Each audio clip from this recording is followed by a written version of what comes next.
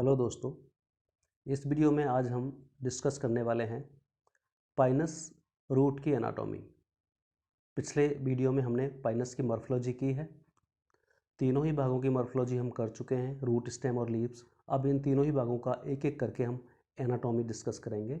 तो इस वीडियो में हम आज जो पढ़ेंगे वो टॉपिक है पाइनस की रूट यानी जड़ की आंतरिक संरचना किस प्रकार की होती है। तो आइए स्टार्ट करते हैं पाइनस रूट की एनाटॉमी।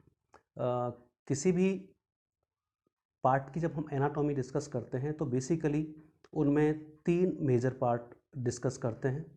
सबसे जो आउटर मोस्ट पार्ट हम देखते हैं वो उसका एपिडर्मिस, इसके बाद जो मिडिल पार्ट होता है वो कॉर्टेक्स और तीसरा भाग होता है उसका स्टील। तो ये तीनों भाग पाइनस की रूट में भी हमें नज़र आते हैं। आउटर मोस्ट लेयर जिसे एपिडर्मिस या एपिब्लेमा कहते हैं, ये जो एपिब्लेमा या एपिडर्मिस की लेयर है, रूट्स के केस में इसको एपिब्लेमा कहा जाता है एक्चुअली।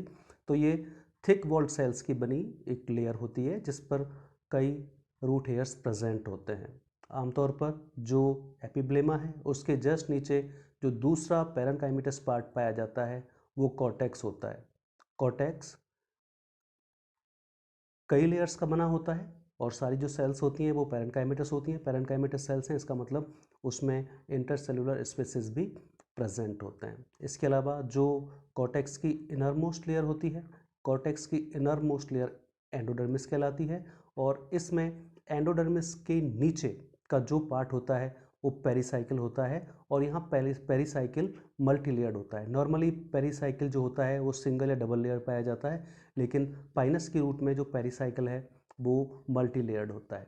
इसके बाद पेरिसाइकिल के नीचे का जो भाग होता है उसमें वेस्कुलर बंडल्स प्रेजेंट होते हैं। तो पेरिसाइकिल और उसके अंदर के भाग को हम इसका जो तीसरा पार्ट है स्टील, उसके अंतर्गत अध्ययन करते हैं। तो यहाँ पर जो वेस्कुलर बंडल्स हैं वो रेडियली अरेंज्ड होते हैं, अर्थात जो जाइलम और फ्लोएम है वो अलग अलग रेडियस पर प्रेजेंट होते हैं। इसको हम रेडियल अरेंजमेंट कहते हैं वेस्कुलर बंडल्स का।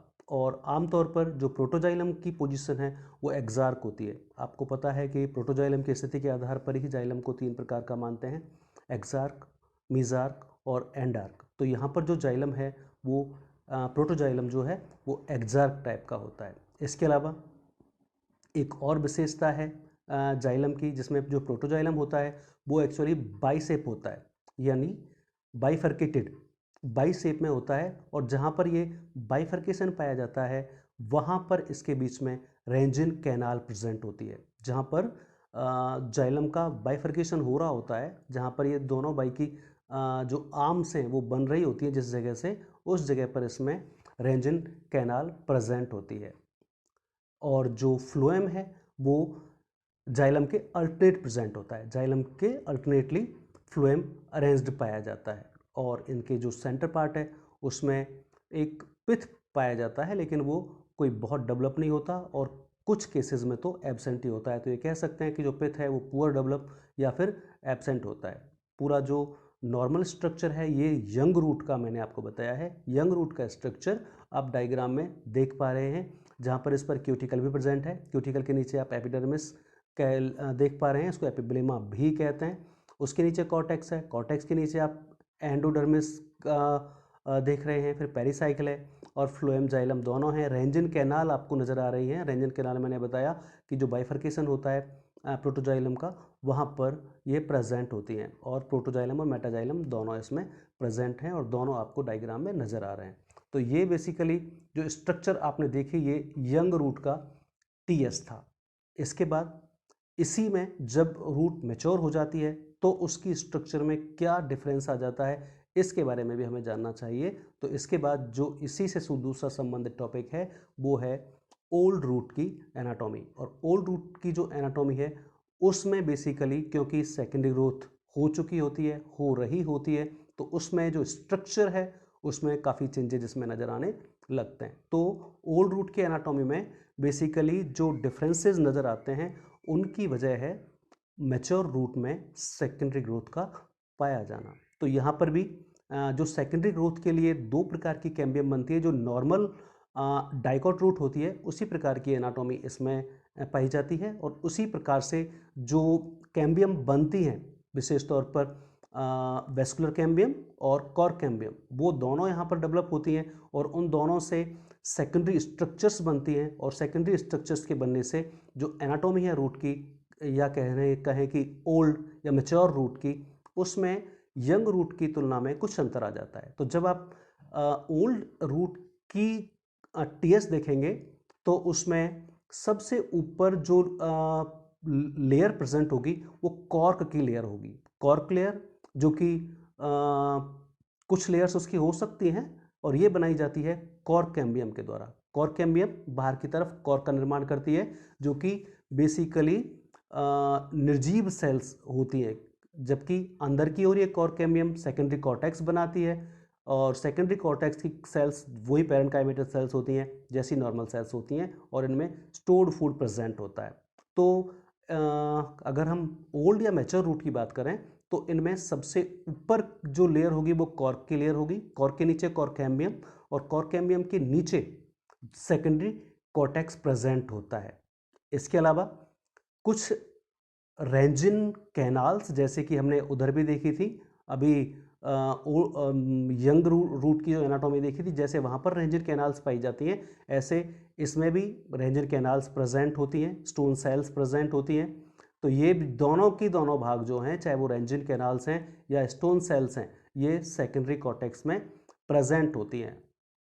इसके अलावा जो दूसरी कैम्बियम है, हालांकि बनती पहले वो ही है जिसको हम वेस्कुलर कैम्बियम कह रहे हैं, तो वो जो कैम्बियम है वो फ्लोएम के जो पैचेस पाए जाते हैं, उन फ्लोएम पैचेज के ऊपर की साइड में कैम्बियम की जो लेयर बनती है, जो कैम्बियम स्ट्रिप्स बनती हैं, वो वेस्कुलर कैम्बियम की होती हैं। और ये जो वेस्कुलर कैम्बियम की स्ट्रिप्स बनती हैं, ये बाहर की ओर सेकेंडरी फ्लोएम और अंदर की ओर सेकेंडरी जाइलम का निर्माण करती है। जैसे जैसे सेकेंडरी फ्लोएम और जाइलम बनते जाते हैं, इनका प्रेशर प्राइमरी फ्लोएम और प्राइमरी जाइलम पर पड़ता जाता है। इसकी वजह से जो प्राइमरी फ्लोएम है बाहर की तरफ वो क्रश हो जाता है और बहुत पतली सी लेयर के रूप में आपको नजर आता है। ऐसे ही नीचे की तरफ जो प्राइमरी जाइलम था उस पर भी प्रेशर पड़ता है सेकेंडरी जाइलम का और वो भी क्रश होने लगता है।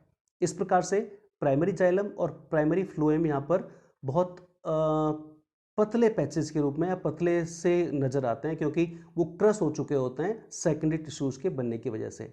इसके अलावा यहाँ पर मेडुलरी रेज भी बनती है। मेडुलरी रेज यहाँ पर दोनों प्रकार की पाई जाती हैं, प्राइमरी और सेकेंडरी। यहाँ पर जो प्राइमरी जाइलम होता है वहाँ पर प्राइमरी मेडुलरी रेज प्रेजेंट होती हैं और जो सेकेंडरी स्ट्रक्चर्स बनती हैं, खास तौर पर सेकेंडरी फ्लोएम और सेकेंडरी जाइलम, उनमें सेकेंडरी मेडुलरी रेज का निर्माण होता है। तो इस प्रकार से ये मेडुलरी रेज जो बनती हैं, जो सेकेंडरी मेडुलरी रेज विशेष तौर पर वो ओल्ड रूट में ही नज़र आती हैं, यंग रूट में वो जो नज़र नहीं आती। सेकेंडरी जाइलम और सेकेंडरी फ्लोएम, ये दोनों स्ट्रक्चर्स जो बनती हैं ये सिर्फ ओल्ड रूट में ही नज़र आती हैं, क्योंकि सेकेंडरी ग्रोथ के द्वारा बनती हैं, यंग रूट्स में ये नज़र नहीं आती। इसके अलावा दोनों प्रकार की जो कैम्बियम है, चाहे वो वेस्कुलर कैम्बियम हो या कॉर्क कैम्बियम हो, ये भी आपको ओल्ड रूट में ही नजर आएंगे। इसके साथ साथ जो फाइनली सबसे बाहर की तरफ जो बार्क बनाती है, जिस बार्क जो कि कॉर्क से बनता है, कॉर्क के बाहर बनता है, वो कॉर्क कैम्बियम और सेकेंडरी कॉर्टेक्स, ये जो स्ट्रक्चर्स हैं ये यंग रूट में प्रेजेंट नहीं होती, जबकि जो ओल्ड रूट होती है, क्योंकि उसमें सेकेंडरी ग्रोथ हो चुकी होती है, इसलिए सेकेंडरी ग्रोथ में जो अपनी मैच्योर रूट है या ओल्ड रूट है उसमें ये स्ट्रक्चर्स आपको साफ नजर आएंगी। जैसे ही आप कार्ट में देखेंगे, डायग्राम में आप ये सारी की सारी स्ट्रक्चर्स देख सकते हैं। ये जो डायग्राम आप देख रहे हैं ये ओल्ड रूट का डायग्राम है, जहां पर सेकेंडरी ग्रोथ हो चुकी है या हो रही होती है।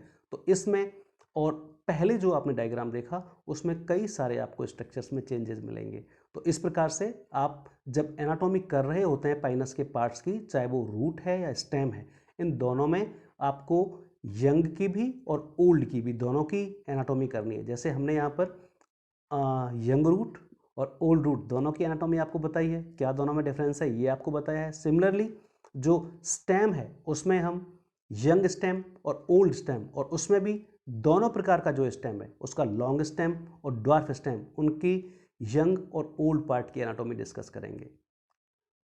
तो ये रूट की एनाटॉमी उम्मीद है आपको समझ में आई होगी। एक बार आप इसे और देखेंगे तो आपको ये अच्छे से और समझ में आ जाएगी। Thank you.